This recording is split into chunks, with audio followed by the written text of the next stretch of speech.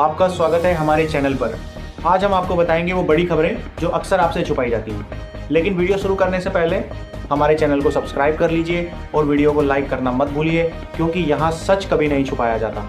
तो चलिए बिना किसी देर किए शुरू करते हैं खबरों के साथ। पार्लियामेंट के बजट सेशन में आज बड़ा दिन हो सकता है। राज्यसभा में पीएम मोदी के भाषण की संभावना जताई जा रही है। इधर विपक्ष ने सरकार को घेरने के लिए अपनी रणनीति तैयार कर ली है और कई मुद्दों पर संयुक्त रूप से सरकार से जवाब मांगने की योजना है।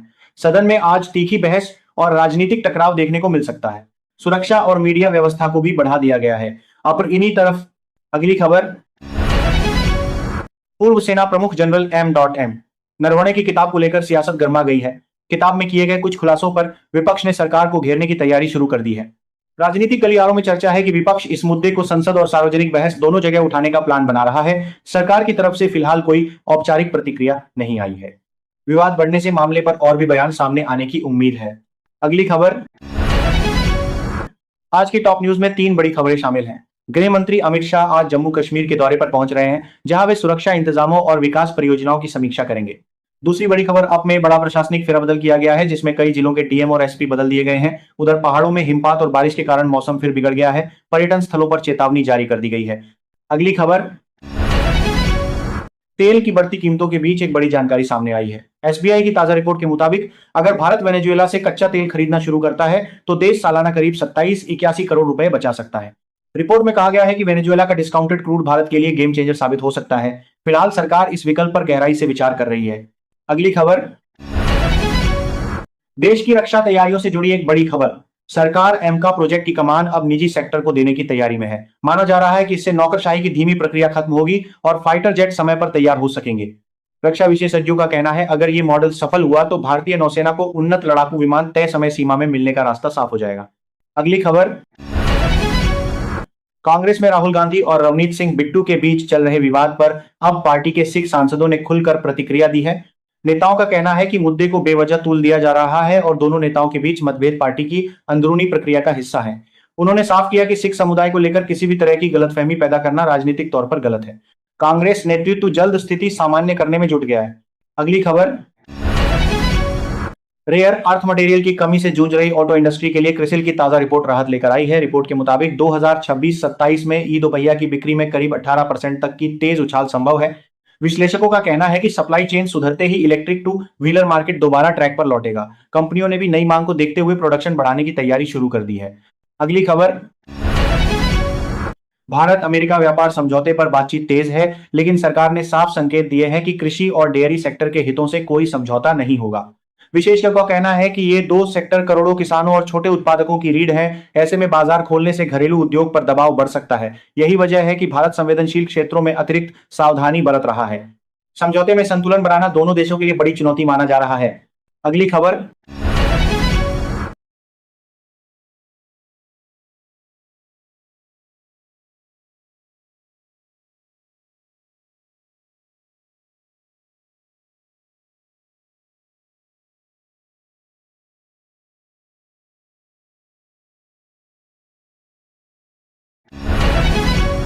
देश में टैक्सी सेवाओं के क्षेत्र में बड़ा बदलाव।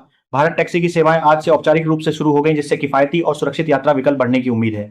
वहीं नेपाल में एक बड़ा हादसा टल गया। काठमांडू से उड़ान भरते ही एक विमान के इंजन में आग लग गई। पायलट की सूझबूझ से फ्लाइट की आपात लैंडिंग कराई गई और सभी यात्री सुरक्षित बाहर निकाल लिए गए। एयरलाइंस ने घटना की जांच शुरू कर दी है। अगली खबर, असम के मुख्यमंत्री हिमंत बिस्वा शर्मा के मियां वाले बयान पर राष्ट्रीय राजनीति गर्मा गई है। एमएम प्रमुख असदुद्दीन ओवैसी ने इसे समुदाय विशेष को निशाना बनाने वाला बयान बताते हुए कड़ी आपत्ति जताई है। इस मुद्दे पर कई दल आमने सामने आ गए हैं और बयानबाजी तेज हो गई है।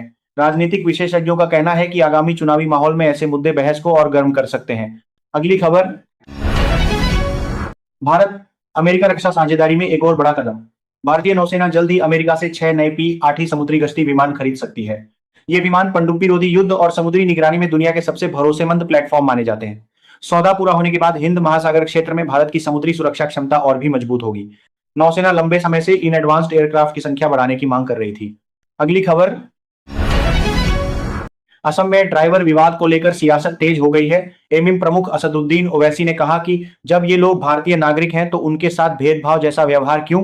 ओवैसी ने मामले को लेकर राज्य सरकार के रवैये पर सवाल उठाए और केंद्र सरकार पर भी निशाना साधा। उधर असम सरकार का कहना है कि कार्रवाई कानून के मुताबिक की गई है। मामले ने राजनीतिक तापमान और बढ़ा दिया है। अगली खबर, मुंबई पुणे एक्सप्रेस वे पर हालात बेहद खराब।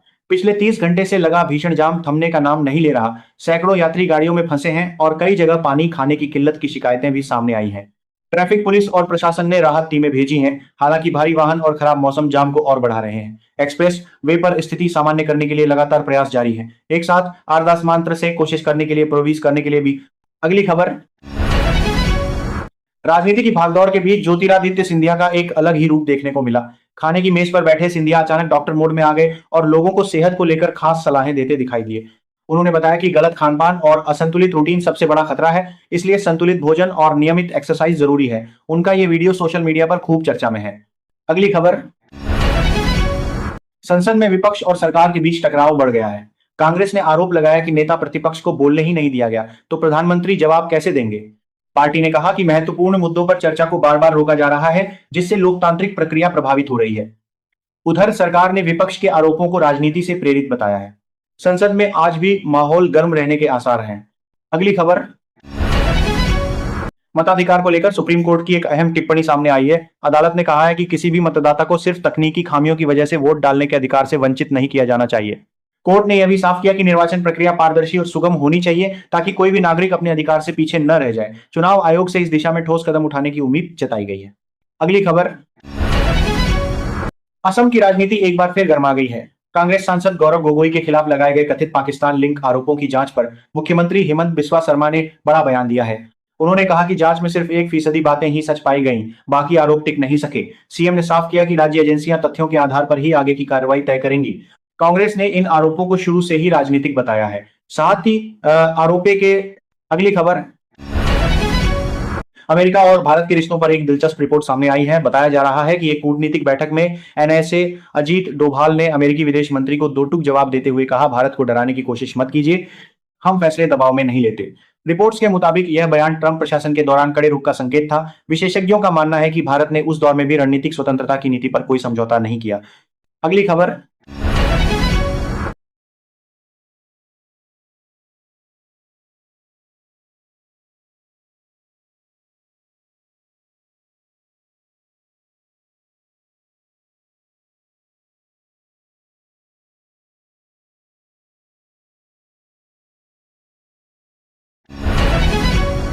मणिपुर में लंबे समय से चल रहे कुकी मैतेई तनाव पर राजनीतिक हलचल तेज है। राज्य में नए मुख्यमंत्री के रूप में खेमचंद के चयन के बाद उम्मीद जताई जा रही है कि शांति प्रक्रिया को नई दिशा मिल सकती है। विशेषज्ञों का कहना है कि नई नेतृत्व टीम के सामने सबसे बड़ी चुनौती दोनों समुदायों के बीच भरोसा बहाल करना है। सरकार ने संकेत दिए हैं कि सुरक्षा और संवाद दोनों मोर्चों पर कदम तेज किए जाएंगे। अगली खबर, पश्चिम बंगाल में बड़ी रेलवे परियोजनाओं को लेकर राजनीति तेज हो गई है। रेल मंत्री ने आरोप लगाया कि राज्य सरकार की मंजूरियों में देरी की वजह से कई अहम योजनाओं की रफ्तार थम गई है। उनका कहना है कि केंद्र अब वैकल्पिक रास्तों और समन्वय समितियों के जरिए इन बाधाओं को दूर करने की तैयारी कर रहा है। उधर तृणमूल कांग्रेस ने इन आरोपों को आधारहीन बताते हुए कहा कि केंद्र ही फंड और अनुमति में देरी कर रहा है। अगली खबर, मुंबई में एक चौंकाने वाली घटना सामने आई है। एक बिल्डिंग की लिफ्ट के अंदर रखे गुब्बारों में अचानक धमाका हो गया, जिसका वीडियो सीसीटीवी में कैद हो चुका है। धमाके में 2 लोग घायल हुए हैं, जिन्हें तुरंत अस्पताल ले जाया गया। शुरुआती जांच में आशंका है कि गुब्बारों में ज्वलनशील गैस भरी हुई थी, जिससे चिंगारी लगते ही विस्फोट हुआ। पुलिस ने मामले की जांच शुरू कर दी है। मामले की जांच में जगह आते हैं जो पट्टाकी खराब ने। अगली खबर, कर्नाटक विधानसभा में आज बड़ा राजनीतिक घटनाक्रम देखा गया। सदन ने वीबीजी राम जी के खिलाफ प्रस्ताव पारित करते हुए केंद्र से मनरेगा को पूरी क्षमता के साथ बहाल करने की मांग की है। विधायकों का कहना है कि ग्रामीण रोजगार गारंटी योजना में कटौती से राज्य के गरीब तबकों पर असर पड़ रहा है। उधर विपक्ष ने इसे राजनीतिक प्रस्ताव बताया, जबकि सरकार ने इसे जनता के हित से जुड़ा मुद्दा बताया है। अगली खबर, महाराष्ट्र की राजनीति में सुनेत्रा पवार को लेकर नई चर्चा गर्म है। डिप्टी सीएम बनने के बाद अब खबर है कि उन्हें एनसीपी की नई राष्ट्रीय अध्यक्ष बनाए जाने पर पार्टी नेतृत्व मंथन कर रहा है। हालांकि पार्टी की ओर से इस पर अभी कोई आधिकारिक पुष्टि नहीं हुई है। राजनीतिक विश्लेषकों का मानना है कि यह कदम पार्टी में अजित पवार गुट की पकड़ और मजबूत कर सकता है। फैसले पर सभी की निगाहें टिकी हैं। अगली खबर, डीजीसीए की ताजा रिपोर्ट एयरलाइन इंडस्ट्री की पोल खोलती नजर आ रही है। दस्तावेजों के मुताबिक इंडिगो की बड़ी संख्या में उड़ानें रद्द होने से सिर्फ दिसंबर महीने में ही 9 लाख से ज्यादा यात्री प्रभावित हुए।